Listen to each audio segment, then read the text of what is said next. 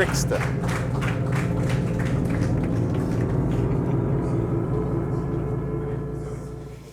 All right, so yeah, level up wallets with this one weird trick. L1s will hate you, L0 will love you. Let's go. So yeah, the project is called BLS Wallet, and it's part of the Privacy and Scaling Explorations group within the Ethereum Foundation. Yep, cool, so the QR code's there, you can look more, and I'll shout out to that at the end as well. This is the team. We've got 4 developers at the moment. We've recently hired 2 more, and it's just expanding more so in terms of bringing this technology out into the ecosystem. But I kind of like to start with, why we're doing this, why we, working on this project, and what do we hope to achieve. And for that, I start with sort of this graph and looking at feasible applications that use blockchain with respect to transaction costs. So when you have layer 1 costs of like whatever, tens or hundreds of dollars, say, per transactions, depending on the time, only so many applications are actually feasible and will sustain themselves and solve problems at that price point. With rollups, we can go a little bit further and we can have more applications, but still we're not really reaching those really lower levels yet. On top of that, if you increase usability and have more people able to use the technology, then you can increase the impact that this technology can have on the world or in, again, specific applications that use it. So this is roughly what we see. At the top end, you've got DeFi front running, some hyped up NFT drops. Everyone's just scrambling to pay for the transaction. For them, they consider it worth their while, and projects are existing in this space doing those kinds of things. High value asset transfers as well, work on L1. Rollups let you get more casual gaming, so people can spend $5, $10, $20, or tens under $10 a transaction and do casual gaming, and that makes sense at that point. But we kind of want to go here. So the BLS wallet applies to EVM rollups, and it reduces the cost even further. And then we can start to target things like microfinance for developing economies. There is an application that I know of that is doing that, not with our technology, but they've just spun up their own blockchain because it's cheaper. And that's the unfortunate reality of it. They may compromise on security just to have a feasible application that solves their problem. So I'm always like reminding myself of this to say, what are we trying to achieve? And it's to bring these solutions to effectively L1 Ethereum rolled up. So what have we achieved so far? Again, staying a bit high level. This isn't actually from L2 info, it's just a representation of it. But if you've got something like Optimism and Arbitrum getting like 30, 40 cents a transaction, the BLS wallet, which combines both the signature aggregation as well as some parameter deduplication, you can have some significant savings that brings it down to something like this. So this could be in terms of an application of a lot of the same types of transactions. You can actually get a lot of deduplication of parameters, but also in reducing signatures that get written to L1, but I will go into a bit of details. Now, by virtue of it being a smart contract wallet, I just sort of incidentally added these other things, which for me, when I started this a year and a half ago, was just sort of hacking away at a smart contract. The Barry was saying, oh, we want to do this savings, and I started that with the BLS Signature scheme. But I thought, well, it's a smart contract wallet. I can add a few more things, and what that introduces now is sort of gasless transactions, account recovery, upgradability, and this multi-action, but we'll see more of that later. Account abstraction is spoken about by Vitalik in 4337, and we're working on just communicating with them on the V2 of 4337 and how it will include BLS signatures. So sort of starting with what's pragmatic, what I can get out there now, and then moving towards standards and bringing those in later. So let's just quickly go down the origin of this, and it's going to prior work all the way down. So, I'm always building on the shoulders of giants. So starting here, it was actually relatively recent in history, I'll say, that I'm going to say that wrong, Bonnet, Lin, and Shacham, they wrote this paper about pairing cryptography-based signature scheme, which is used for Ethereum phase 0 deposits. But the key attribute we want from it, which is what makes us pay less gas, is the signature aggregation. And just to sort of go into how that, or why that saves us money, or saves us gas, is that L2's write not only the state, the new state to L1, but also writes all the transactions that progress that state. So for every transaction, you have a corresponding ECDSA signature as well. So that's a lot of data. What signature aggregation does, or specifically the BLS signature scheme permits, is that instead of having every transaction with its corresponding signature, you can just aggregate it and it will take the same amount of space as one signature, and you can still verify all of the transactions. So imagine if you've got 30 transactions, you can compress the signature to 1 and have 1/30th of the signatures written to L1, therefore that's the saving in terms of signatures. This was implemented in the Hubble project, but that was a ERC20 focused network. So it was its own rollup, effectively, and it wasn't EVM compatible, but it was able to use that, and they wrote some libraries that I've been able to use and bring into this project called BLS Wallet. So we'll get the QR codes again at the end, but yeah, that's when that started. And yeah, so it started with the smart contracts. Then we've implemented an aggregation service, so that's something that's hosted that will take transactions and do the aggregation for you and submit that to L2s or EVM L2s. The client module that we'll be getting into wallets, and then we have a prototype extension that we call Quill that just shows an example of a wallet using the client module. So this is, like I said, that's yeah, reducing the L2 data that gets written to L1, and that's both via signature aggregation, but also then parameter deduplication is what I've implemented. But there's, I think currently L2s do something else. They use kind of like zlib compression, Optimism and Arbitrum, I think, are looking to things like that. For what I did, we had 31 transactions, and these were the results. This was someone who knew sort of more about the block structure of Arbitrum, and they were able to measure this for us. So that's where the results are for that. And I am just skipping along so I can get to the, oh yeah, so the layout of it, of the components is like this. We have the prototype extension inside the browser at the moment, but that could be any wallet. It uses the client module that does the signing of the BLS signatures. We are hosting our own aggregator at the moment, and that allows you to send transactions or have multiple wallets send transactions to this aggregator, which periodically can effectively batch them together and aggregate the signature into one. So that's how you get those savings. And then it submits it to L2. When you have something like gasless transactions, you can effectively reward the aggregator for submitting the transaction for you. And on-chain, we've got the verification gateway that checks the signature and the corresponding transactions, and then can effectively execute them with each of the wallets. So kind of like I just said, the DApp will create an operation which contains multiple actions to say we want to do something like approve and transfer or approve and swap or whatever we want to do, a set of actions that are executed atomically as one operation. So that's quite a handy UX feature, I think. That is then sent, the client then receives that in their wallet. It signs the operation, and many other wallets are doing the same thing. Those get aggregated together and sent to the aggregator that bundles it. That bundle is then sent to our smart contracts. The expansion is what we had for the parameters, and then the signature verification calls each of the wallets with their corresponding operations. Obviously, in that case, the wallets and the verification gateway are kind of paired in that sense. The verification gateway is getting audited pretty much this week or next week. And then any actions are fed back to the DApp. So hopefully this video works.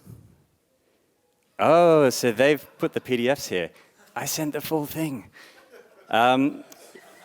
Great, because I specifically sent the PDF. Well, I'm a line of code. No, I can't actually. So basically, what we would have seen is, I think he goes from scratch. So he installs it, and again, the link's not showing the color.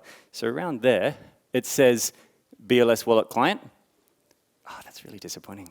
So now my talk's going to be 5 minutes early, so please prepare a bunch of questions, because there's going to be 5 extra minutes to fill, or we go for wine early. So basically, you can install this client module, and you'll have npm install it. You can connect it to your Web3 provider in the client, and then we'll expand upon the signing part of it. But it's wallet.sign. I should be pointing to the screen. Wallet.sign, we'll expand that in the next one. Here, you can have client-side aggregation. So if it makes sense for you to combine multiple operations, you can do that here with multiple bundles. And then this part here is basically creating an aggregator and sending the bundle to the aggregator to be put together with other wallet operations and then aggregated. So just in summary, connect the wallet, create and sign a bundle of operations. You can aggregate locally if you like, and then you send it to the aggregator to submit, or to aggregate with others and then submit for you. And that's when you get all the savings. So this is expanding out the bundle. This is what it is. So you just call wallet.sign. You pass it the wallet nonce because it's a smart contract wallet.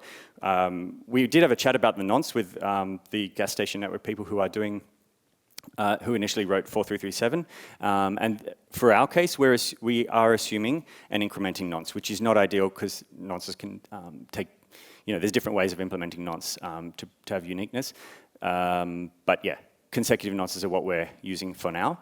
And these two actions were the two examples that he showed. Basically, it was a live demo on video of a DApp that he'd written, that Kortuk had written, that does an approve and then a swap as one. Because again, right now the UX is just hideous, where you have to perform one operation and then perform another, and you have to wait for that. So this sort of gets rid of that problem. So where to from here? We have, again, the top row is what we had.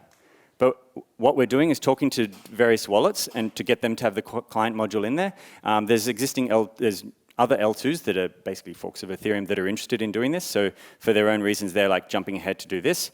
We spoke with Arbitrum specifically, but I believe Optimism as well is keen to get this code into their nodes because it makes sense for them. Because anything they can compress and reduce, they're just reducing the cost on L1.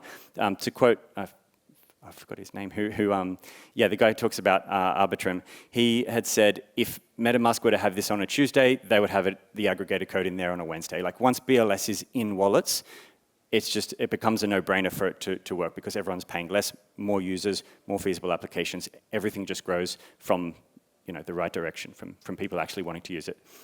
We spoke with Gnosis Safe, who have their own smart contract wallet, and they had a suggestion that their wallets allow you to highlight a trusted module.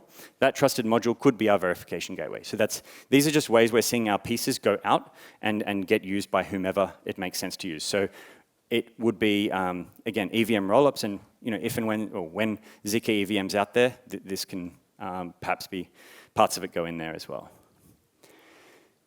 So we are, so we've created this name, just calling it the Web3 well. So the idea is that we want to provide sort of pure resources that people can use and leverage, and have some open conversations with different ecosystem partners or people in the ecosystem building components of it.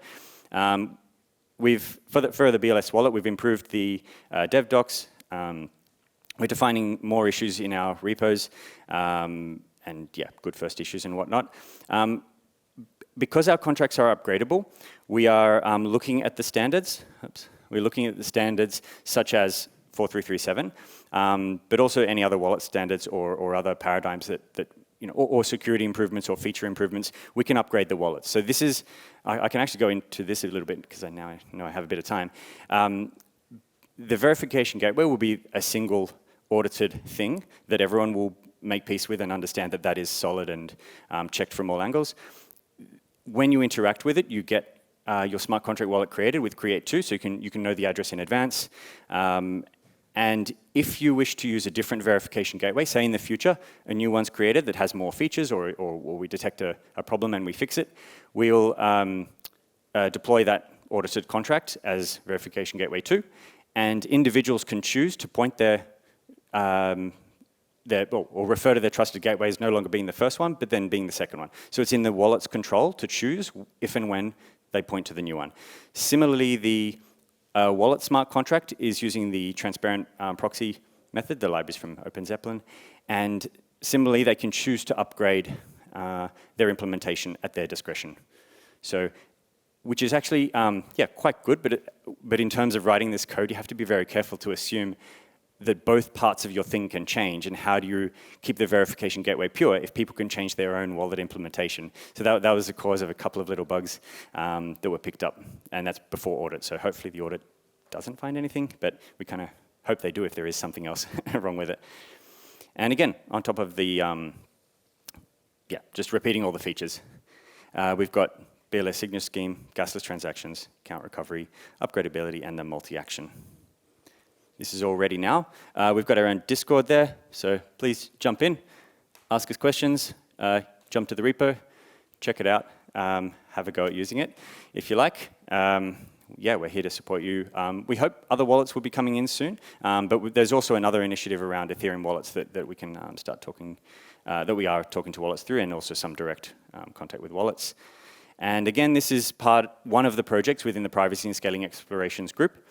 And this is the one, I would say it's the one scaling project, but a lot of the others are around zero-knowledge proofs and yeah, applications of those projects as well. So they're doing some interesting stuff there. I think there's also, if you've not seen already in the sponsors area, there's a quadratic funding project, which is one of these as well, which is part of PSE. And, oh, that's the last slide. Thank you very much.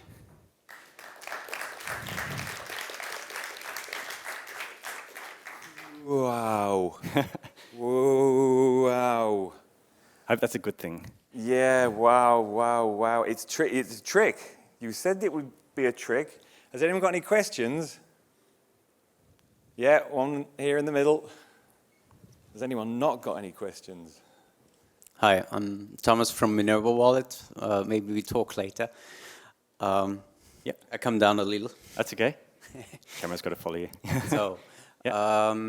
you have their account recovery. Could you elaborate on this one as well? So, yeah. This is kind of interesting because it's usually a huge debate on how Right. to get back your lost keys. Okay, yeah, so the way I've implemented this is, oh, it looks like they've got the video there.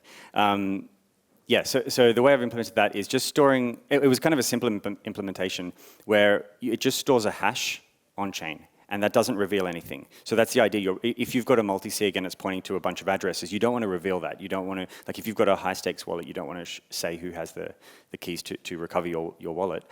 So it's just a hash that gets stored on chain.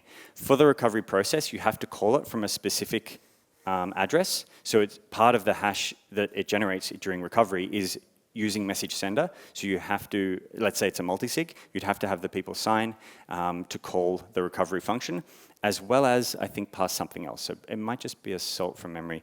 And that just is a way for people to not sort of look up addresses from known multi-sigs associated with you. So if you have the message sender and the salt, then that's the hash that's stored on chain. So we don't do the multi-signature thing. We just say, if you're calling it from something that has multi-sig behind it, that's it. So hopefully I just dodged the debate. Is it mathematically provable that you answered his question? Maybe. I'm not sure. Does anyone else have any questions from the audience? Okay, one over here.